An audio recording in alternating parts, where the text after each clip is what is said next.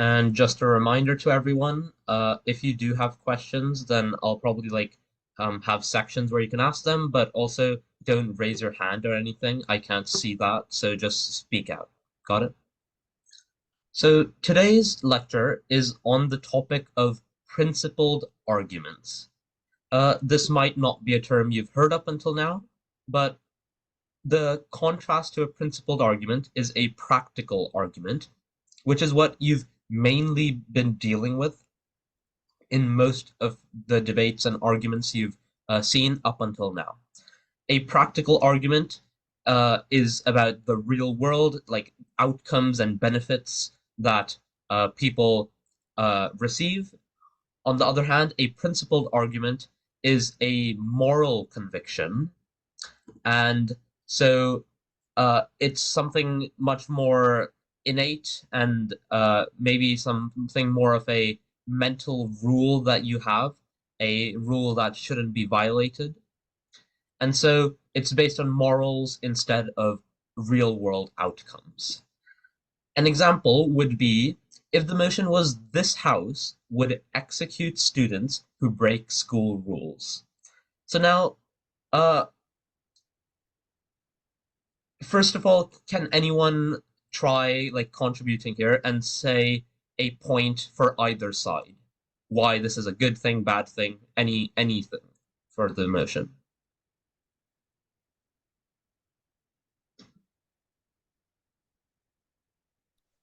It's a good thing because then no student will break the rules. Yeah, exactly. So if you execute any student who breaks any school rule, then almost certainly students are going to do all of their homework. They're going to be less disruptive in class. They're going to listen to their teachers. So there's so many benefits that you'll get if you implement this policy. And then there are some practical reasons not to do so, because if you executed students, then probably you just wouldn't have that many students left. Parents would pull their kids out of school because they're worried that for some small thing their student might get killed. But if you look at the arguments I've just given, you might be thinking, wait a second, there seems to be something missing here. Surely the reason why this motion is a good or a bad thing is not because they're going to do their homework more often or because their parents are going to pull their kids out of school. The real reason is because this violates a core principle that we believe in, which is that punishments should be proportional to the severity of a crime. And so it doesn't matter if we get a lot of practical benefits, and that schools would now have perfect students who never misbehave. That's not really the point of the motion. The point is that it's very unfair, and we don't want to have a society where people are unfairly punished for crimes which were not that serious. So that's a simple example to really get you a basic understanding of what a principle is. So it's that kind of moral underlining reason as to why you do or don't do something. Moving on, now I'd like to go through a couple of examples of what principles look like in real debates. The first one that comes to mind is called the principle of autonomy. And what this means is that people should be able to decide their own futures, and no one else should be deciding it for them. And also that the number of choices that a person has should be maximized. And so if you are providing someone another choice, then that's usually a good thing because they can still do all of the things they could have done before. But now, if they want to, they can also take this new choice that you've provided to them. Uh, and the reason why this principle actually works is not just because of the principle of letting people choose their futures. There is actually a practical component in this case as well. The practical component might not be that intuitive, but what it means is if a person chooses their life for themselves, then they're more likely to make a good decision compared to if another person were to choose for them. And the reason why this is the case is because you have more information about yourself, about like what you like, what you dislike, about your body and your mind. And so you're more likely to know what's going to make you happy. And so if we're trying to maximize happiness for everyone, then in most cases, if we let people choose for themselves, they're going to choose the option which makes them happiest. And so this lack of information from another person's like perspective is going to lead to lower quality decisions. The principled component is that even if we don't make the best decisions, if we let people choose for themselves and they make the wrong decisions and society is harmed, this is still something we should value. And that just the innate fact that people should be able to choose for themselves is something that should be respected. And so there is this underlying tone of a kind of moral argument of you should let people choose for themselves no matter what the outcome is, whether it's good or bad. And let's continue on autonomy here. So until now, I've talked mostly about how giving someone a new choice is a good thing. But there are situations where it's not so clear cut and it's not so simple. And so you need to consider whether a choice is valuable or not. Sometimes a choice is not valuable, and so we should not consider it to be beneficial to the person we're providing the choice to. The two main pieces of information which we should consider here is whether a choice is fully informed. In other words, if someone makes a choice, they should be fully aware of what the consequences of that choice are. If they are not aware, then clearly they will end up making choices which have consequences which they didn't consider, which they didn't foresee. And since they didn't know what was going to happen after their choice, they couldn't have made a good choice for themselves. Secondly, is whether a choice is coerced or not.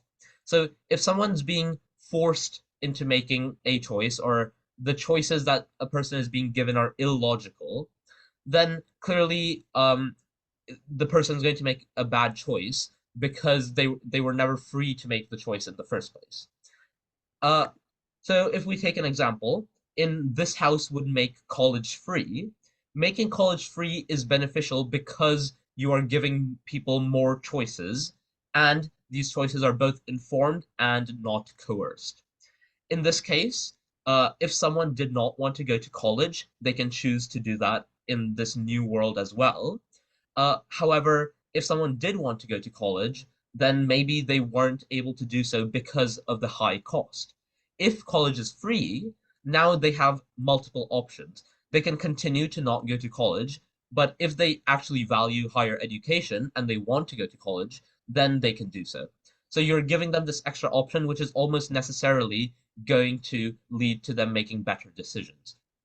Because everyone can make the choice for themselves. If it's beneficial for the person, then they can go to college. If not, then they don't. However, um, alternatively, there's this other motion you could consider about this house would become a violent felon. Now, obviously, the motion itself seems kind of like straightforward as to why it's a bad motion, but if you go more into the principles here, what someone could theoretically say is that, oh, becoming a robber is valuable because you're giving people choice. You're letting them choose for themselves whether they want to either give you their money or whether they die. So, yes, you are giving them a choice, but I think most people would look at this and be like, wait a second, that doesn't sound right. That doesn't seem like something that we should value as a good choice. Choosing between giving someone all of their money and dying doesn't seem fair. And yeah, of course, this isn't a valuable choice, and the reason why this is the case is because it is clearly coerced. You are forcing someone to make an illogical choice, and in the majority of cases, the consequences of not giving someone all of your money should not be that you end up dying. And so, because this is such an artificial choice, it's not some one that we should consider valuable. And so just to sum it up, if you are working with uh like misinformed in a misinformed situation, or there are illogical consequences to your choices and you're being coerced, then that runs contrary to the principle of autonomy, and we don't value those kinds of choices. Does that all make sense? Are there any questions? I'll wait 5 or 10 seconds.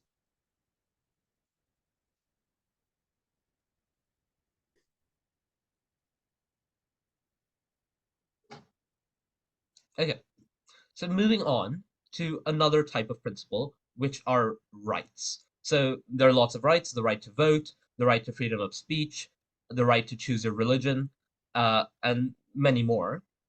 And a lot of these initially seem like they are very innate, right? Like, how are you going to like say that any of these are wrong? And I'll get onto that later on. But for now, just consider, why does the right exist in the first place? So, although it might seem like it's just straightforward, you need to think of the details. The right to vote is not just this blanket statement that every single person should always have the right to vote, no matter what.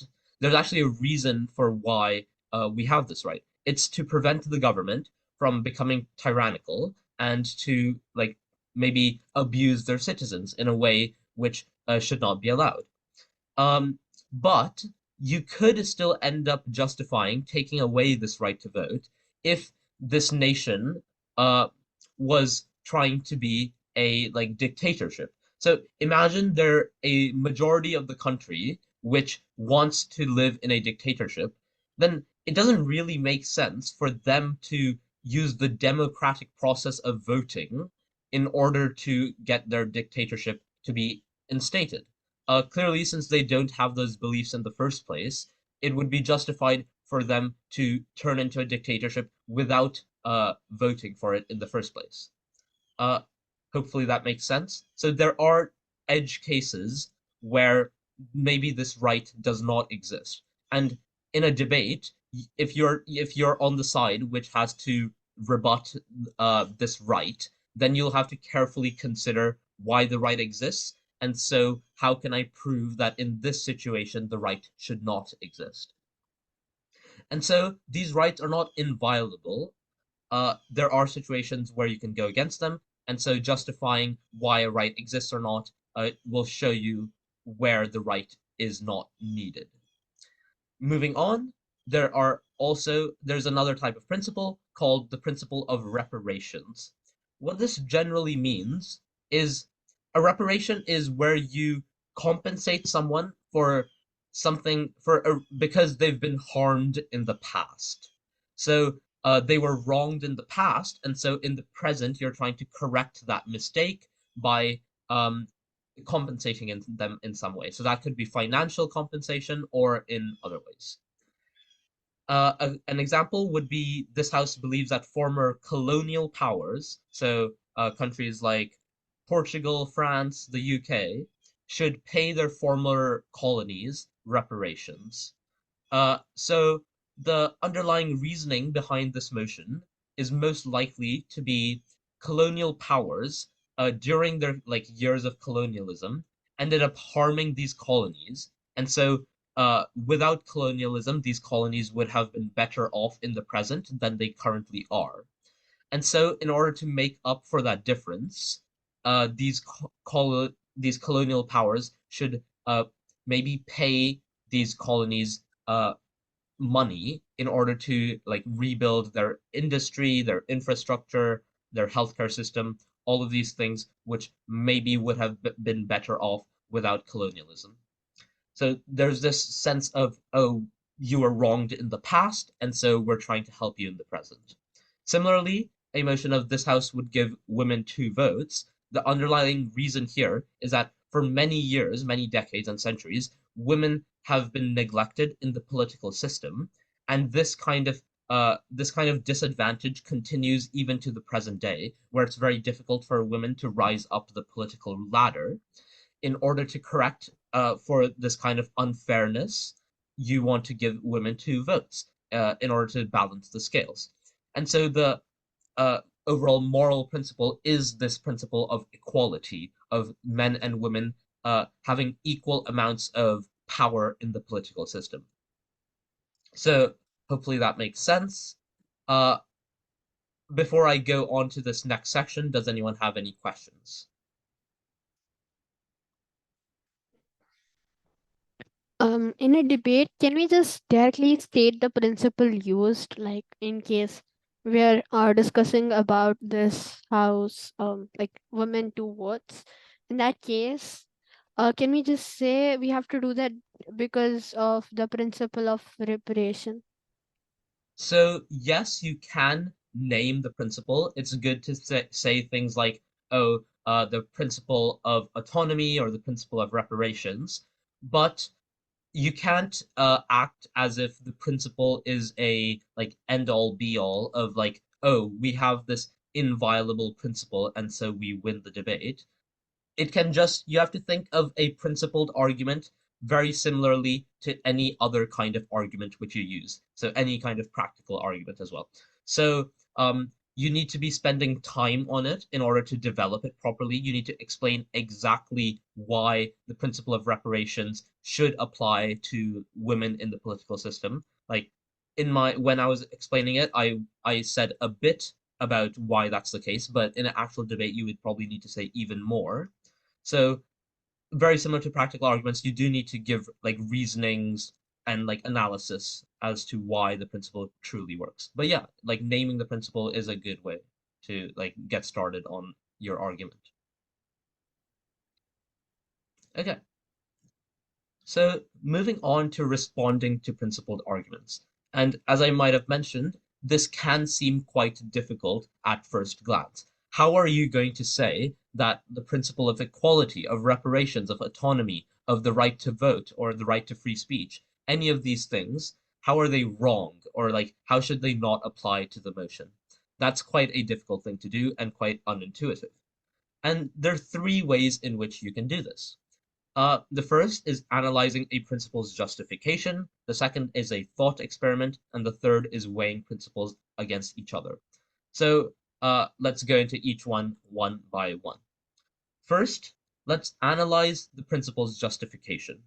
Uh, I'll just explain this kind of method of attack through an example. So the motion would be maybe this house would, as an African American male, fight during the Vietnam War.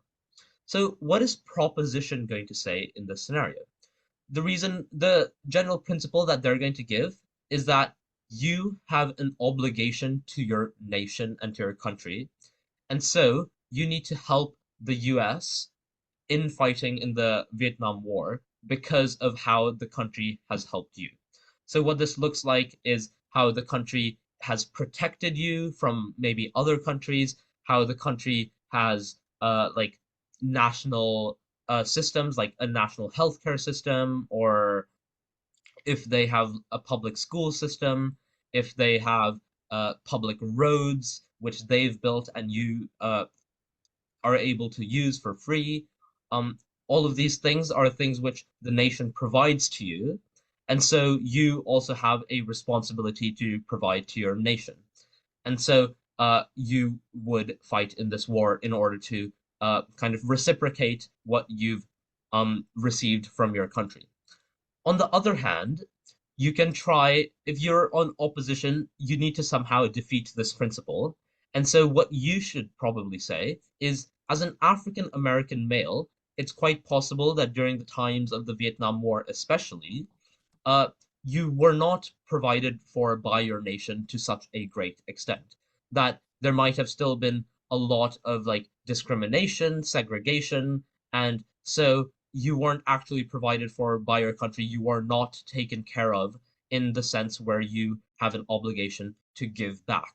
And so if you're able to sufficiently prove that as an African American male, you don't actually have an obligation to your country, you were never supported in to a sufficient extent to have this obligation, then you can defeat this principle by kind of looking at the justification, looking at the analysis and reasoning as to why this principle exists, and then proving that in this specific case, in this maybe like what you might consider it more of an edge case, the principle no longer applies. So for the majority of citizens, yes, they probably have an obligation to their country, but maybe for an African American male during the Vietnam War, this individual does not. So hopefully that makes sense on how you attack the analysis or the justification. Moving on, a second way of attacking a principle is through a thought experiment. So the way this works is basically you have your motion, you have this principle that you want to attack, and you want to analogize the principle that you have in the motion to another principle that hasn't been brought up yet, but you're going to say that it's very similar. And so if you can use this second principle and prove that either it's a very good thing or that it's a bad thing, and that the majority of people would probably agree with you, and in most cases it's relatively intuitive, then you're able to prove that the initial principle is also good or bad. And the reason why this works is because morals should have consistency. So one principled like situation and another should be quite similar in a lot of situations. An example here would be a debate about bodily autonomy. So what happens to your own body compared to societal benefits. So maybe the trade-off is your body is harmed, but society benefits. And there are cases where that might be morally okay. There are cases where that might not be morally okay. And so, if you want to show that it's a bad thing, that you don't want to sacrifice your body for society, what you might want to do is reasonably compare the situation to forcibly removing someone's organs in order to save maybe 2 or 3 other people. So if you're like a normal healthy living breathing human and someone just kind of like killed you, took out all of your organs, went to a hospital and saved 3 people, sure, practically you're killing one person and saving 3 people, and so you should definitely like support this. Like practically it's almost a clear-cut case of like it's definitely a good thing. If you look at it principally, most people would agree that butchering someone who's like just living their life normally uh, is not okay in any scenario. And so it doesn't really matter that you're saving 3 other people. It's not a compelling reason to actually support uh, that side of the motion. And so if so maybe this is just an example that you have like in your pocket in the back of your head that you can bring out in multiple debates. So you want to relate this kind of like organ removing example to the actual motion. And if you're able to do that in a reasonable way, where the judge is convinced that, okay, these are actually equivalent scenarios, then it becomes a lot easier to prove that the original motion had a similar like principal flaw in it, and that it's not okay to do something like removing someone's organs. Uh, on the other hand, a a situation where bodily like autonomy versus societal benefits goes in the other direction is usually in a scenario such as a person being in a coma, where it's probably okay to do brain scans to just for the purposes of research because it's not very invasive. The person in the coma is not actually being harmed in any way, and it is going to benefit society to quite a great extent. And so if you're just doing it for research purposes and all you're doing is brain scans, then that's probably something that's still a good thing and you should support them. Finally, what you can do is weigh principles up against each other. So this is the third way to take down a principled argument. And the reason why this works is because some principles are stronger than others. And that's because they have stronger grounds and stronger justification. And so that what I was talking about before, that reasoning and analysis is stronger for one principle than another. And so if you're able to show this, then you can take down your opposition's principled argument with a principled argument of your own. So last example here, should you fight for your country or help your parents? And there are principled arguments that go both ways here. You should help your country because of what I mentioned previously as well. You have a responsibility to your country, and they've done a lot to help you. They've protected you for many years. But on the other hand, there you also have a principal obligation to your parents they're the ones who raised you, and they have also sacrificed a lot in order to raise you and help you along your way. And so, what should you do? There are two principal arguments that conflict with each other. Um, you have your obligation to your country, you have your obligation to your parents. And so now you need to compare them. Which is stronger? Which has a stronger justification? Uh, and that's how you like conclude and resolve this clash. Most likely, you might try to argue that you have a stronger relationship with your parents, that they've helped you to a much greater extent, they've spent a lot more time with you, and your relationship is far more intimate, and that your country has not sacrificed as much for your personal gain as opposed to your parents, who have probably spent like 15 long years of their life just taking care of you. And so if you're able to sufficiently prove that with logical reasoning, then you're very convincing to the fact that, oh, your relationship with your parents is more important and should be valued more.